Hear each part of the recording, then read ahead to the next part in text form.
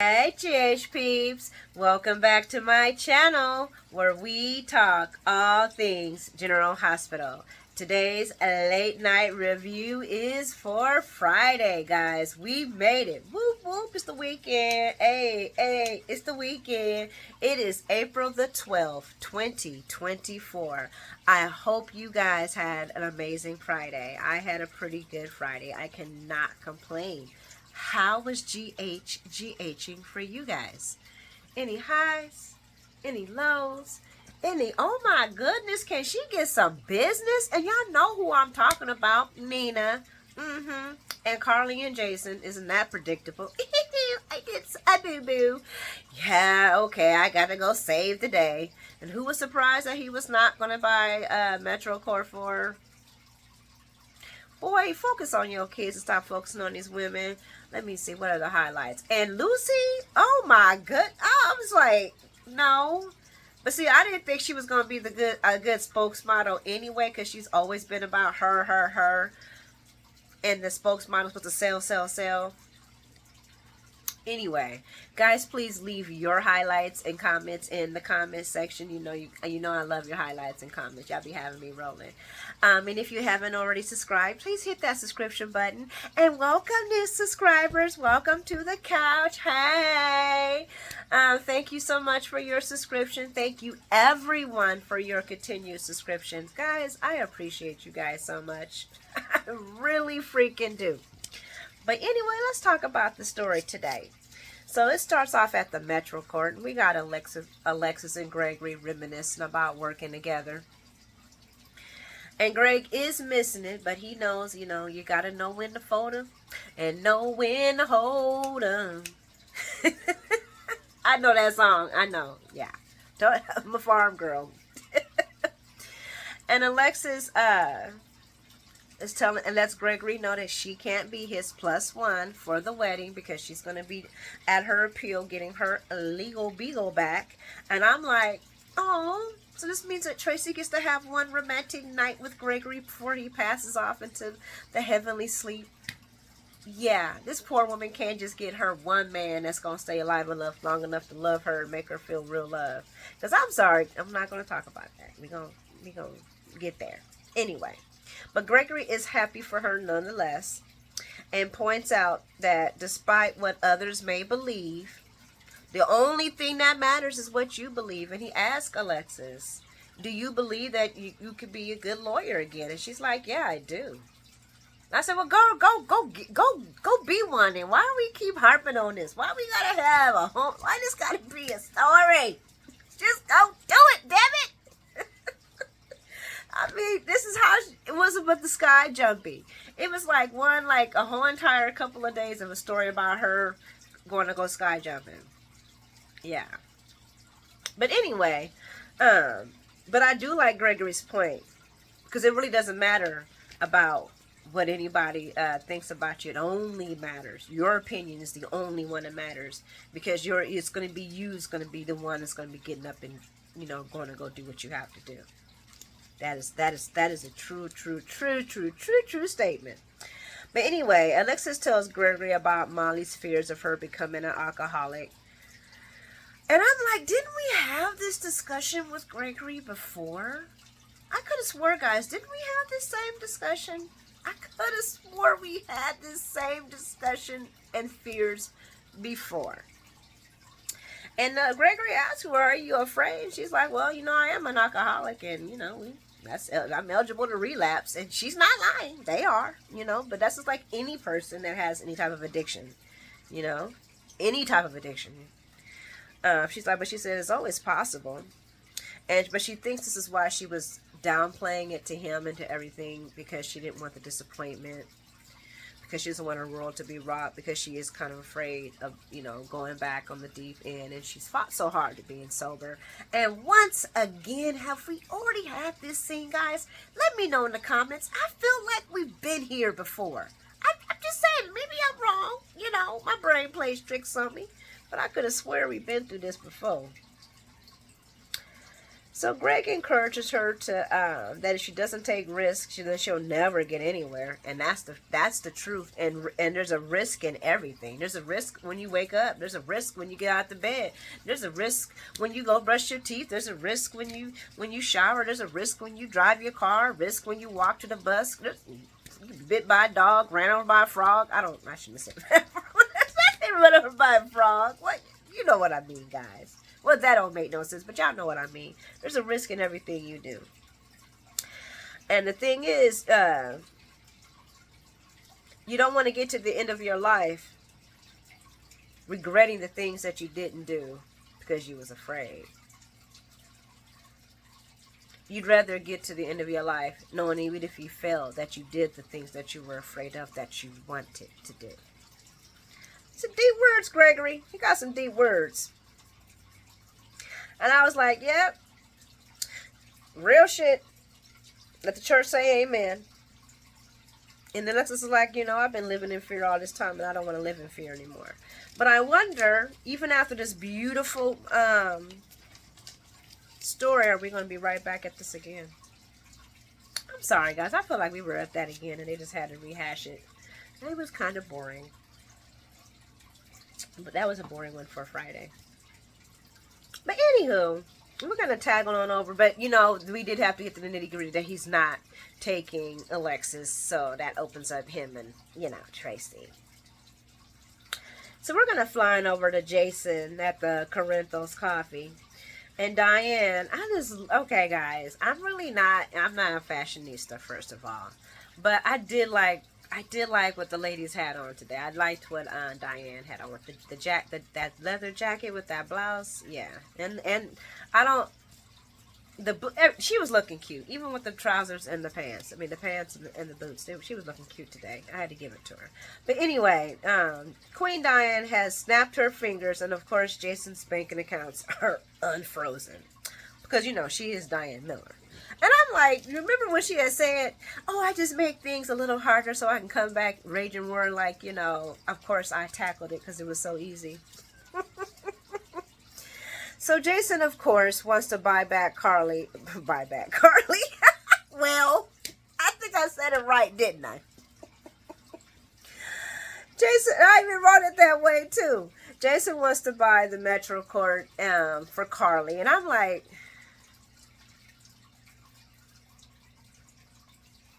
shouldn't you be focusing on fixing the mess that is your life, Jason? Diane assumes that that's what he wants to do, and Jason, of course, confirms it. Diane says that, this is going to take some finessing because, of course, Nina does not want to sell. And he's like, well, give her a reason, name her price. And she's like, whoa. No, we ain't doing all that. The hell we gonna name her price? I take pride in my skills as a negotiator, baby. And I'm definitely not handling that heiress, a blank check. But your real obstacle is going to be Carly. And Jason's like, why? And she's like, well, you ain't the first one that's tried to get it back from her.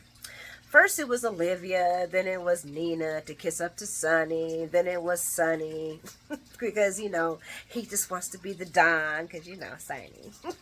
And then it was Mike. And he's like, well, they're not me. I'm Jason. That's how I felt like how he was saying it. He was like, we'll work it out. But that's not what I heard. I heard, they're not me. I'm Jason. Diane offers to find him a spot. He tells her he's happy at Bobby's, and we're not shocked because that's Jason. The only time Jason ever had a penthouse, Sam and Dante are currently living in his penthouse. His son is living in his penthouse, Danny. Anyway, we're going to move on over to Aurora because we're going to get back to that scene a little bit later. Okay. Guys, what is Nina really getting out of this? Because she must really just want, even with after what happened that's why I don't think, guys, okay, I'm going to keep it real with you. I really don't think she really gives a damn about getting in Willow's life. I think she just wants the act of it, the look of it, the look of having the mom, the daughter, and the grandkids. But I don't really think she's really wanting that. Because if you want that, you ain't gonna do messy shit like she do. You ain't gonna do shit like this. You ain't gonna do this shit. You know Michael gonna tell Willow, and Willow gonna be like, what? Just like when she tried to say I was sleeping with TJ. She's at it again. She ain't gonna never. I be trying to be. No, yeah, I do. I give everybody the benefit. But girl, where are you going with this? Why are they writing you down as a massive head? They're writing her as a massive head case. Because that's exactly what she is. Because this is not winning. And the only person sucking her ass is Curtis. Anyway, we all know how we feel about him. I want them to get Portia a better man. Nina and Curtis can have each other. Shit. Well, I really do like Drew and Nina. But how Curtis and Nina were holding each other's hands and looking each other in the eyes, I said, well, why don't they just go be a couple? Because he's going to always believe her bullshit. At least Maxie calls her out on it. But anyway, let me not. So, Michael's like, I don't know what my mom was doing, but neither do you. And Nina's like, sorry. Can't help but to repeat what she thinks she saw. And she's talking about, well, no, he had a towel. She was getting 2 trays of dinner. I'm like, breakfast. What does that mean necessarily? Because he has a towel on. What does that mean? Was she naked? Was she in a towel? Was she breathing? Did she have rug burns? Did she have rug burns? Rug burns? Does she have rug burns? Does she have butt burns, knee burns, chin burns, any of those burns? It is so hypocritical for her to be in this office talking to them about this when she just got through being underneath a fucking desk. I'm like, girl, are you serious right now? Are you serious? And Drew's just sitting there. I'm like, and she's like, well, you know what? I'm just going to skip past. Let's see. Let me see. Let me hurry up because I just could not. Okay, so Nina's like, I just can't help but to repeat what she. Okay, so Curtis is like, she wouldn't cheat on Curtis, and that's when Drew's like, oh, well, we're not together, and Mike's like, well, this is her personal life, it's not yours. You need to find you some business. And I was like, and she was like, well, I just find it odd that she would be hooking up so soon after breaking up with Drew. And I'm like, Rugburn, are you serious? Are you serious right now? You are really. And Drew, you're just sitting there like. So you just as bad as Sonny, 45, because you sitting here letting her just throw Carly down the drain. You know Carly ain't slept with no man like that, but you were, and you and Rugburns were just getting it on underneath your desk. And she's sitting here slamming this woman, and he just spanked the monkey with you. I was like, oh my goodness, Nina, please, girl. Anyway, and then she says, well, maybe Carly just needed a night out. And I was like, yeah, maybe you just needed those rug burns. Maybe you needed a night out underneath the desk. At least she had a hotel room. Oh, no. At least we don't know. But you know what I'm saying? At least it wasn't on no damn underneath no fucking desk. At least she didn't have to pander off her coochie to get a seat on Aurora's board. Let me stop. And before anybody says, well, she had to pander off her coochie to get everything she got, she didn't pander off her coochie. Those were her men. They just gave to her. I call that proper planning. Let me stop. So she then says something about Carly getting over Drew so fast. And I'm like, oh my gosh. And I'm like those buttons got off Drew so fast. And Curtis tells Drew she was out of line. Oh, so she walks off. So Curtis tells Drew that she was out of line. Hold on, because she doesn't, that's not how it happened. That is not how it happened. I'm too excited. Hold on.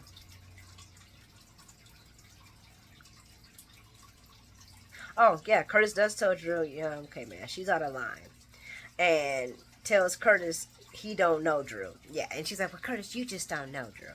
No, so Curtis tells Nina, you were out of line. That's how he said it to her like she was a 2-year-old. Now, Nina, you were bad.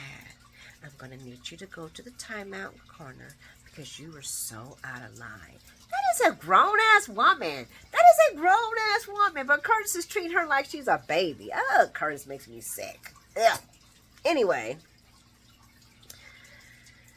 So she leaves, and Drew and Curtis discuss the breakup, which I'm so happy Carly's not with Long Neck anymore. Long Neck 45. Drew's still using Jason's name as the reason for the breakup, as he should, because it was going to go away pretty soon, because Carly wasn't going to be, I don't know. She probably would have tried, just because, you know. But he don't want to play second fiddle. And he wants to have what him and he wants to have what Curtis and Portia have. And I was like, what? A woman that was lying to you when you first met her, and then was lying to you all the way up until y'all got married about your secret kid? Is that what you're looking for?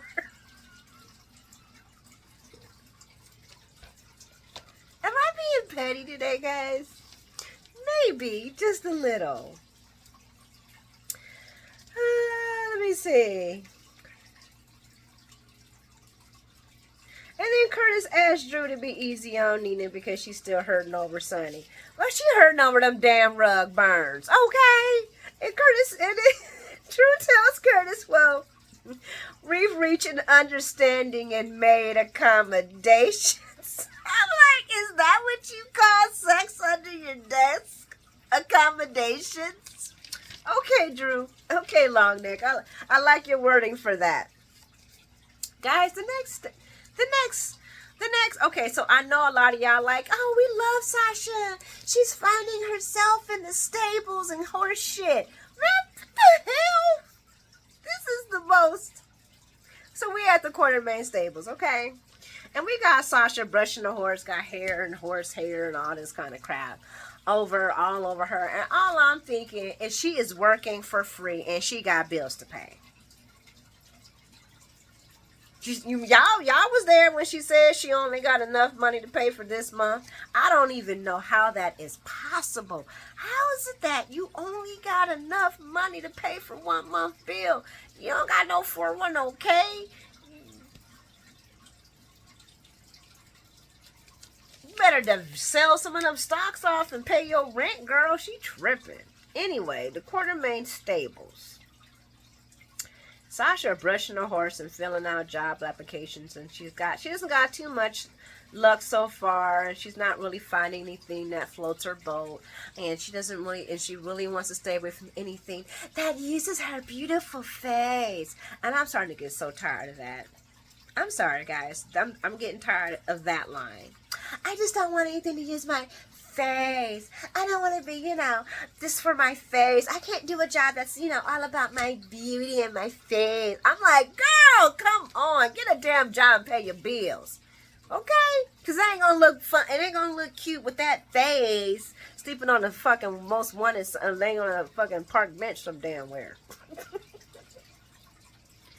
Cody tells her that she is overqualified to be a receptionist. And I'm like, how? Why? It's a job. She was a model. She's used to being a spokesperson, telling people where to go, how to direct people. It's a job. She has bills. She has to pay them. What do you mean she's fucking overqualified? Okay, we all overqualified to do half the jobs we doing, but we doing them because we got bills. Guys, come on, let's be a little realistic here. I know this is but this is just ridiculous. Got this girl up here shoveling shit and horses. Cody tells her, as great as it's been, she cannot continue to hang out with them forever. And she's like, but the horses don't care about how I look. Okay, first of all, I love me some Sasha, right?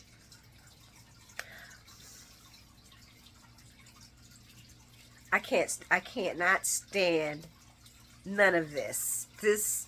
A young lady in her prime, no job, just says she ain't got no savings. She only, almost at the end of the month, she ain't got no way to pay next month's bills. And she's freaking got job opportunities. She doesn't want to take them because I'm just not gonna settle on how you paying your bill. I wish I could be. I think we all wish we could be in that point where we be like, I don't think I want to settle. I'm just gonna keep, doing what I love, and hopefully something will come. You now, you know what I want to see them do with this. Let me see if there's anything in here that's worth talking about.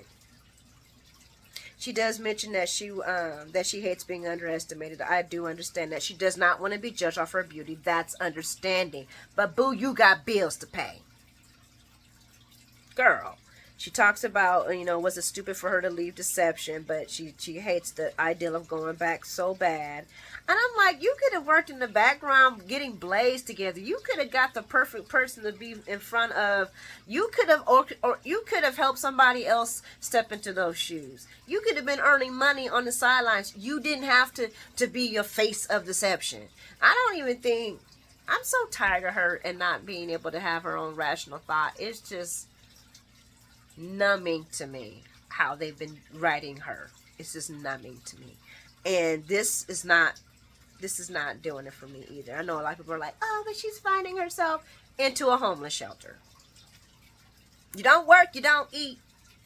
You can't live in a horse shelter with Cody. But this is where I would love for them to turn this around. It's obvious that Sasha loves working with horses. It's obviously that Cody is good at working with horses. They have Serenity, right? Why don't they open their own horse ranch together? I'm just saying. You don't want to work in the field anymore, and you don't want to be judged by your looks, and you really truly love working with horses, and you need money to pay your bills. Why don't you take your shares? They're not going to be enough, but you put your shares of whatever. I guess Cody has money. He has all that money he was gotten from the session. He didn't do nothing with that. Get y'all a small horse ranch or a small horse farm or something and do something big with that. Because this right here, this ain't for me. I don't honestly, guys, this was the first time. This is the second time I wanted to, as soon as I seen her in them damn trousers and hair in her head, I wanted to fast forward it.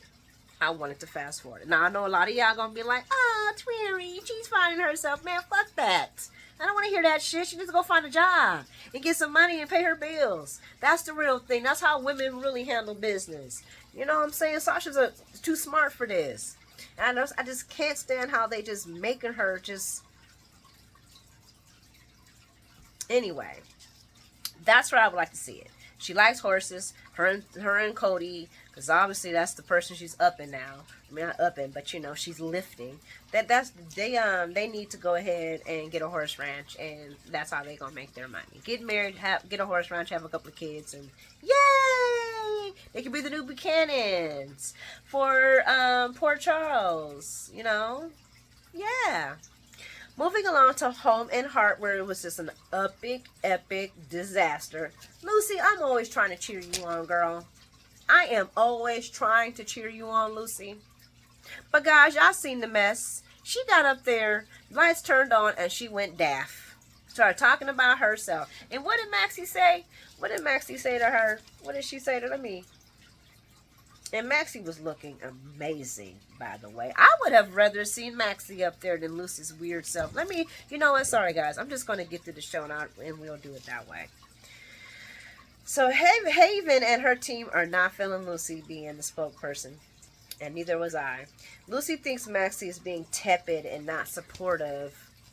And Maxie's like, no, it's because I'm not happy with your decision making. I'm just not happy with none of it. Like I said, Maxie looked amazing. It's like we got new writers, we got new Maxie. Our old Maxie came back. She is hot. Or is it Spinelli? It is something. My girl is just looking fierce. And she could have did the deception thing. Man, better than Lucy. And she still blames Lucy for Sasha leaving.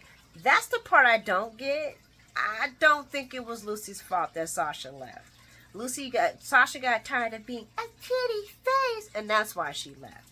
That wasn't Lucy telling that photographer agency that they wanted an edgier model. That was the photography agency telling Lucy we need an edgier model. We need her to be edgy. And because Lucy asked the model, can she do something, and the model freaked out, that's... you just backed her into a corner. Lucy was saying all the right things. You're beautiful and all this stuff. You're just too princey. You're too princessy. We need somebody with a little bit of more to it. A little bit to it. You know what I'm saying? I don't get that, guys.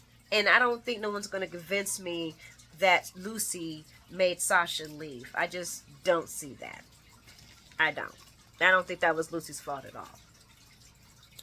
I don't like how Lucy was thinking about personing that to Blaze about her being the it. I mean, what are you talking about? So a blonde, blue-eyed, blonde, pretty girl can't be edgy, but a brown woman can be edgy. I don't like how that's leading. That doesn't feel comfortable to me. So that's where my issue was at. I think Maxie was false on hers. Calling it as I see it. Moving along, Lucy then has the nerve to call Maxie power hungry. I was like, see, Lucy, I be trying to give you space, girl. I be trying to give you your flowers, but then you say some stupid, ignorant stuff like that, and we know who the power hungry person is, and that's Lucy. She's proved that she's power hungry over and over again. But Maxie reminds Lucy that she has just as much as opinion as she does, as they are equal partners. And Lucy definitely does not treat Maxie like an equal partner. My words. And then that's when Maxie reminds her that she's only interested in her opinion. And she has a true love of... No. Maxie reminds her that Lucy is only interested in her own opinion and that she has a love affair with herself. That is a real problem. But Maxie was hitting on nines with her. She really was. Because this is how Lucy is. She does have a love affair with herself. She don't think nothing. You see what happened with the nurse's ball when she was supposed to be hiding out with Anna and them? She blew their cover because she didn't think the nurse's ball could be ran by anybody but her, because it was just going to just fall apart. It's going to be an epic failure. And she almost got everybody fucked off. So, yeah. Lucy's arrogance is starting to become a lot too much to swallow. But anyway, where was I at? Lucy cannot let go of her feud with Tracy and Brooklyn. Kind of can't blame her there, but anyway. And she talks about how we built deception, and Maxie's like, yeah, we built deception together. And if we don't start working together, Tracy ain't going to work hard to destroy it, because we're going to destroy it ourselves. And what happens? It's destroyed, and not destroyed, but it's epic failure, because then Haven comes back and says, no, we don't want Lucy, that's not gonna work for us. And Maxie backs Lucy to do the face of deception, to be the spokesperson. And Lucy gets up there and starts talking about herself, not the product. And I'm watching, Maxie's watching, and we're all like... And Haven's just cracking up inside of herself because she knows this ain't working. Oh my gosh. She's the worst case scenario. She's the worst case scenario. There are a lot of other faces they could have put up there. I would have been happier with Maxie's. I'm just saying, Luke, that was just horrible. That was just horrible. We're going to move over to the Quartermaines. Girl, guys, man, Brooklyn, man. Okay. So Brooklyn has ordered Chase a new truck as a wedding gift. She tells Tracy about Chase taking her to Florence and him selling his truck to pay for it. And Tracy loves that. Tracy tells Brooklyn, when Brooklyn tells Tracy that she got him, an all-electric 4x4, souped up, everything, just big time. Tracy says, don't do that. Don't do that. And I agree with Tracy on everything she said to Brooklyn today. So Tracy tells Brooklyn not to do it, and disrespecting your husband is no way to start a marriage. And if anybody knows anything about that, that's Tracy. Brooklyn's like, I'm not. I love him. There's no reason why he has to choose between our honeymoon and his truck. We can afford it. And then Tracy's like, you can afford it. You can afford it, not him. And they're not doing a prenup. Even after Gregory said that's a good idea, they're not doing a prenup. What the hell? Oh my gosh. I know Edward Quartermain is rolling in his grave. He is rolling in his grave. She is not protecting the Quartermain money. Tracy brings up that having money means your spouse. Tracy brings up that having more money than your spouse can cause issues. This is real life. That's real life. We all know that is real life. Chase. Hold on, Chase.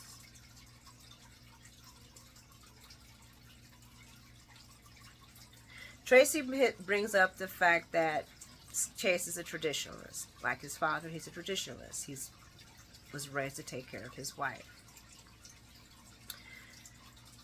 And Brooklyn's like, he's not a traditionalist. He's nothing. She says, look at Brooklyn, are you serious? You know, and I'm like, Brooklyn, are you serious? You don't know that Chase is very traditional? And she's like, oh my God, I almost blew it. And she's like, well, you did it because you loved. And he says, well, and he did this because he loved me. He says, yeah, so buying him another truck kills the sacrifice he made for you. And I'm like, that's some real shit. But guess what, Brooklyn? You can buy him one for Valentine's Day, girl, or for his birthday. You can do it then. Just don't do it right then. Don't do that. That looks cheap. Don't do that. Let him do his sacrifice. But you can always bless him back, boo. You got Quartermain cellists. And I just got out of this, more money, more problems for rich folks in love, because you never know who's really coming at you for your money or for your heart. And Tracy is for sure knowing of that. And they bring up the many, many failed marriages of the Quartermain family and the cheating scandals. They brought up Edward and Lila, Monica and Alan, Ned, Tracy, AJ, Sky. Who else? Did I forget somebody? I feel like I am forgetting somebody. Emily wasn't part of that horribleness. Who else was there? I think that was it. If I'm forgetting somebody, you guys gonna fill it in. But yeah, the Quartermains and the marriages ain't it ain't that great. You know what I'm saying? And Brooklyn's worried that Chase will that her and Chase will have the Quartermain curse and be doomed. And Tracy tells Brooklyn her marriage is not doomed, but just beware that you guys are different financially and respect him that way. Respect him that way. And she should have signed that damn prenup, because that was stupid as hell. Okay? Girl, you gotta protect yourself. And when Tracy was talking about Luke, now we gotta talk about this in the comment section, guys. Y'all let me know, and I want to hear y'all opinions about that. I always knew that at the end Luke did have some love for her, but for Luke to be Tracy's only true love ever, I guess and him, how he was. He's a shit to her. Like the first half of the century of their love affair. I mean, it wasn't that long of a love affair, so I don't know if I should call it a half a century. But come on. But that's damn. I wish they would keep Gregory alive so Tracy can have a long-lasting, real love. I'm sorry. I know a lot of people were like, no, Luke and Tracy really had love. That's not. I'm just going to shy away from that one. We're going to head on over to the Metro Court. So Michael has texted Carly, and Carly's meeting Michael, her son, and tells her all about Nina tattling on her and telling Drew, and of course also Curtis. And I'm like, that's just so messy. And Laura Carly's like, well, what's she gonna do next? Put my name in the invader? And then she's like, oh my gosh, she told Drew. And I do like the fact that Carly's just not just being dismissive of Drew's feelings, that she does care still about him quite a bit. You know what I'm saying? And even Drew admitted that he cares about her too, to Curtis. And Carly brings up when Nina told Sonny about Brick, and of course she was wrong about that. And I wrote down, funny, I remember Sonny's insecure ass asking Brick about that. And we can't blame that on the medicine, guys. We don't think they were messing with his medicine that far back, right? But he was even being sketchy towards Carly then. Just like she had been disloyal to him just because he was sapping on Nina's love juices. Ugh. Gross. And then she was like, did she ever learn? And she had told her son, I didn't sleep with him. And he was like, Mom, I already know. Please, come on. So Carly tells Michael about John, the concussion watch, following Diane. And he's like, why? He says, because Jason is too hard to follow. I was like, damn, Carly, okay. And he's like, well, you ain't bothered that you were, helping the enemy, taking care of this motherfucker? No, because he ain't going to get nothing. Coffee house clean. Sonny Sonny cannot stand Jason at this moment. So there is no dirty business happening at that coffee house. So, basically Sonny is in a way helping out Jason. In a way. Kinda. Meanwhile, Diane is asking Jason about the files as Carly has just left Michael and is now, headed to Jason. We didn't know that. Well, I didn't know that, but that's where she showed up at. And that's when Carly walks in. And she said dropping the papers off was just an excuse. She just really wanted to see him. And you could tell her, she's just like this. Hi, Jason. I did something bad. That's how I felt how she was. I was like, Carly, grow your old ass up, please. But anyway, like I said, Jason already knew something had happened. And of course, she tells him all about what happened with John. And she's like, they didn't steal anything. They just beat him up. So I think it may be Sonny. And he's like, why would it be Sonny? And she tells him about John coming to Bobby's. And Sonny was pissed about that. And he brings up Sonny and John's history with Karen Wexler. And how Sonny's regretting it. And he's all volatile because of it. And he also doesn't like John because of Stone. So yeah, he's pretty heated. He might have orchestrated getting John's ass beat. And I'm sitting to myself like, y'all think he did that? I think Sonny got John beat up. I mean, I really honestly would not put that past Sonny right now. He really ain't working on all fours. That would be crazy. That would be crazy. Because I was thinking at first that John did that, so that he could get sympathy for Carly or set Jason up. But then I was like, why would he almost get himself unalive? And he didn't know that Carly was going to be driving past her to do that unless he has the whole entire time bugged, and I doubt that. So it might have been Sonny. Anywho, Jason brings up that insulting a federal officer is a federal crime. And Sonny knows this. And Carly's like, yeah, he does, but he don't give a damn. And he don't. He don't. I just don't see.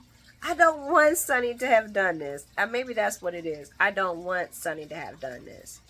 So Jason wants Carly to stay out of it. Just stay out of it, please. And Carly's like, well, yeah, that might be too late for that. And she tells him about Nina seeing them. And she says Nina's already told Drew and Michael. And she's going to end up telling the whole entire world and Sonny. And I'm like, Nina going to fuck around and get somebody unalived and still blame it on Carly. I wrote that. Nina going to fuck around with her always spilling the Kool-Aid but don't know the flavor. She's going to get somebody hurt. Because she's done this several times. Told the wrong story, didn't know the flavor. TJ and Willow, Brick and Carly, Carly and John. She's probably done this several other times, got the story wrong. She shouldn't not be running the invader because she's reactionary. She is so damn reactionary. But anyway, oh, we're gonna head over to the Crimson. This is who we're talking about right now. And ooh, I love Nina's new assistant. She's cute. And Nina is busy, busy, busy, busy. And Liv's been calling her because she hates the bathroom. Hates the bathroom. And she tells her assistant, if Drew calls, you tell him I'm not available. I doubt Drew will call. I doubt he will. Most likely he'll just stroll in and y'all go back underneath your desk and do another 45 minutes. Rug burn! And now she's calling about the room service ordering, or food orders arriving cold. And this heifer then fired people. She didn't make cutbacks on the service staff. So now she's overworking the staff, but demands them to do better after she cut the service staff. I don't think running this hotel is working for Nina. Queen Diane walks in. I was like, you know what? Because the secretary is like, she walked up to the secretary, smiled, and then walked past the secretary and walked right back into walked into Nina's office. And you know, I've noticed in these little, these kind of situations, they always do this to the receptionist. Always. But anyway, where was I at? Nina thinks Diane is there to sign about the divorce papers. And she tells her that she's not signing. And I'm like, well, not yet. And she's like, nope, here to make an offer on the Metro Court, 3% over the market value. And she's like, for who? Jason Morgan. And that's when Nina puts two and two together because it doesn't take long. Oh, he's buying it for Carly. Well, I wonder if he'd do it if she knew who he was sleeping with last night. And I was like, you're so simple-minded. The only person who will probably believe that simple-minded BS will be Sonny. And Carly could give a damn what Sonny thinks about her. The only thing that would bother her is that she doesn't want nobody to get hurt behind you and your stupid lies. But she gives a damn about what Sonny thinks. You know what I'm saying? She don't want him to do nothing stupid, yeah. But she don't give a damn. As far as Jason, he don't believe it, so you saying that means nothing. And I wonder, once you hear that he don't care and nobody cares about what you think, how you really gonna feel? You move on and find something else to over-obsess about? She's so worried about what everybody's doing with their coochie, but she getting rug burns. Nina needs to do better. And I know we need to have a person like this on the show, but come on. So while she's sitting there doing all her talking on her outside of the side of her neck, Diane's like, interested or not interested? And Nina's like, taking phone calls. The receptionist is back in there. She's like, ooh, Nina, you're so busy. I didn't know you liked, the mundane things. Because Diane's a lawyer. Pretty much a very good lawyer. So she's reading Nina, manipulating the situation, seeing that Nina's, she's observing the desk, the mess, the notes, she heard the phone call when she came in there. She starts talking about how you have to deal with drapes and toilets and bad food service and grumpy people. That must be just nice for you. And that's when Nina's like, okay, 14%. 4%. 9%. Take it or leave it. She said, I'll take it to Jason. Oh, you know what? I don't even know if I want to sell just yet. I got to think about it some more. And then Diane's like, it's not going to be forever. Well, Mr. Jason's just going to have to wait. And I'm like, you can't even handle business appropriately. You're drowning. You're drowning. The hotel's suffering behind you. And you're accusing Drew of using his feelings, but it sounds like, Nina, you're using yours too. But anyway, I just want them to, I don't know, I guess I like the messiness. I don't know, guys. It brings haha, and it does make it juicy, and it makes it soapy, and I'm for it. I'm not complaining. It's just, I don't know, guys. I don't know. I want Nina to have a little bit of, when is she going to have her arc? When is she going to truly grow the fuck up? Like, when? When is that going to happen? I don't know. Anyway, thanks guys for hanging out with me. You're so amazing. I hope you guys have a wonderful weekend. Thanks for all your subscriptions. You sleep well, and I'll talk to you Monday. Mwah! Mwah, mwah, mwah. Bye.